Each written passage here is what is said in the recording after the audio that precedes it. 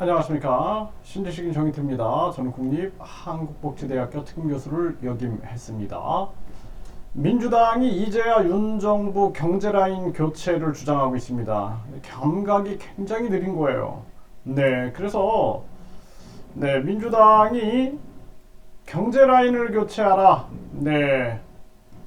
그래서 윤정부 경제팀 시장 신뢰를 잃었다. 경제라인 교체하라. 이제 외치고 있는 거예요. 이게 참 한심한 일이 아닐 수가 없습니다. 그래서 이게 지금 현재 이 경제 라인을 교체하라. 무능한 경제부총리 등 모두 교체하고 일대 쇄신을 기해야 한다. 이렇게 외치고 있는 건데요. 한심한 겁니다. 한심한 거. 제가 작년부터 급격한 금리 인상 안 된다라고 계속 말씀을 드렸어요. 그럼 이 민주당도 국민들의 삶을 보고, 그리고 왜 일본이 마이너스 금리를 유지할까? 왜 중국이 금리를 미국하고 반대로 갈까?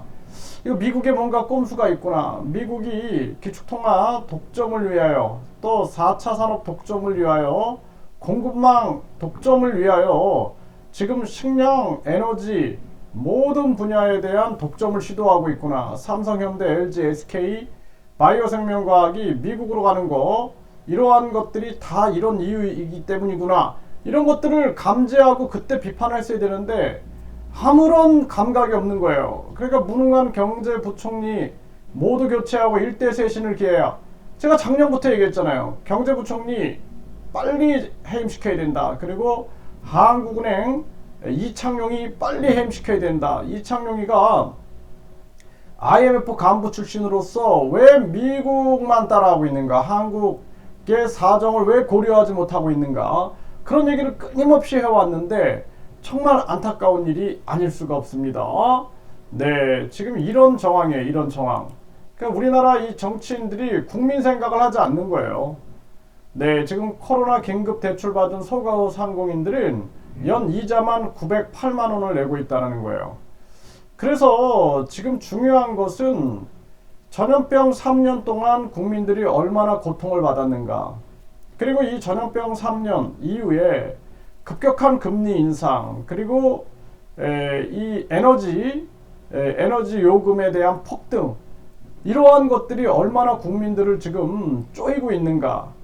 이러한 부분들을 생각을 해야 되는데 이 정치꾼들이 쌈박질만 하다가 이제 국민들이 막 무너지니까 이제 뒷북을 치고 있는 겁니다. 뒷북을. 이게 심각한 문제입니다. 자영업자 대출 1,000조가 넘었다. 역대 최대다. 이런 상황을 만들어 놓고 이걸 정치적으로 이용하고 있는 거예요. 참 한심한 거죠. 미분양은 10만 가구. 지방에선 건설사들이 줄폐업 이미 시작됐다.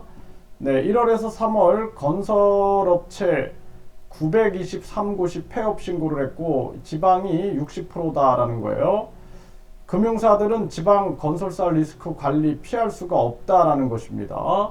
이런 정황이에요. 그러면은 이게 미분양 10만 잘 됐다. 923개 폐업 잘 됐다. 이렇게 생각할 게 아니라 이 가정들, 이 많은 직원들의 가정들이 지금 얼마나 큰 고통을 겪을까, 이런 생각을 해야 되는데 이 정치꾼들이 한쪽에서는 그냥 막무가내 정치를 하고 있고 한쪽에서는 감각이 없고 자기들 그냥 정치적 이익만 생각하다 보니까 국민들은 다 외면하고 있는 것입니다. 매출 3천억, 범현대가도 부도 처리, 건설사 줄도산 우려가 현실로 드러나고 있다는 것입니다. 이런 거 아무런 감각이 없는 거예요. 기업들이 무너지든 말든 내 지금 정당 보조금이나 잘 나오면 되고, 내 선거 보조금, 선거 보전금 잘 나오고, 또 내 연봉이나 국회의원 연봉들이나 잘 나오고, 특할비, 업무 추진비만 잘 나오면 되는 겁니다. 전세 보증금 떼일라 전북의 부동산 이미 강제 경매가 급증하고 있다는 거예요.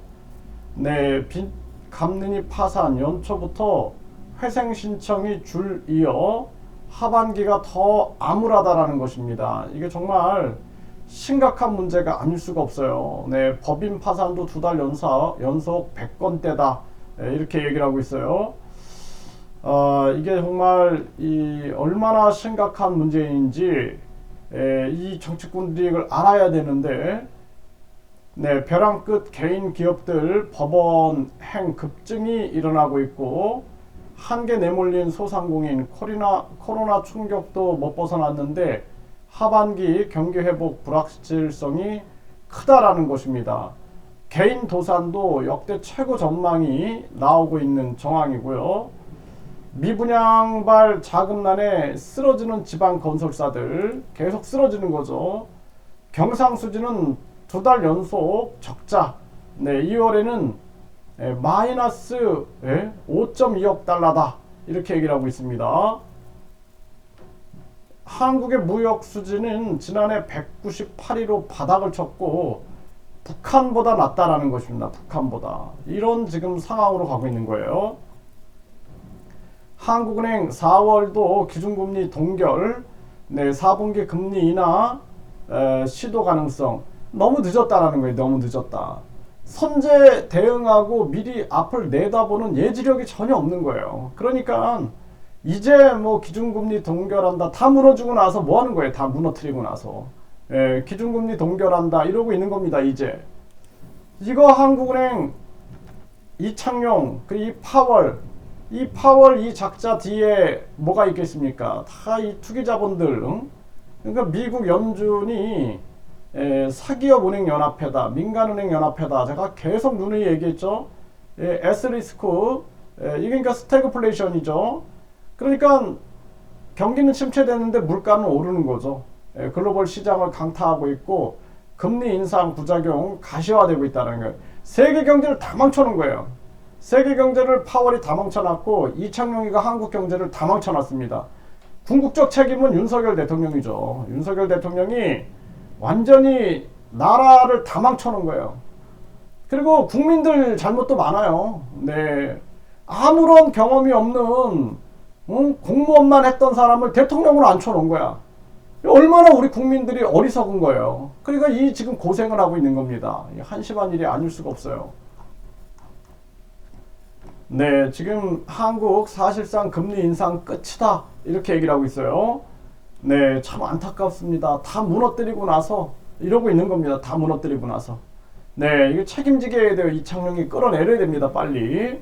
네, 기준금리 인상 이젠 끝. 전문가 11명 만장일치. 한심한 일이 아닐 수가 없습니다. 참 답답한 현실이에요. 그래서 민주당이 이제야 윤정보 경제라인 교체를 주장하고 있어요. 제가 작년부터 얘기했잖아요. 한국은행 이창용 그리고 경제부총리 추경호 빨리 해임하고 경제 시스템을 교체해야 한다라는 말씀을 계속 드렸던 것입니다. 좀 답답하고 가슴이 아픕니다.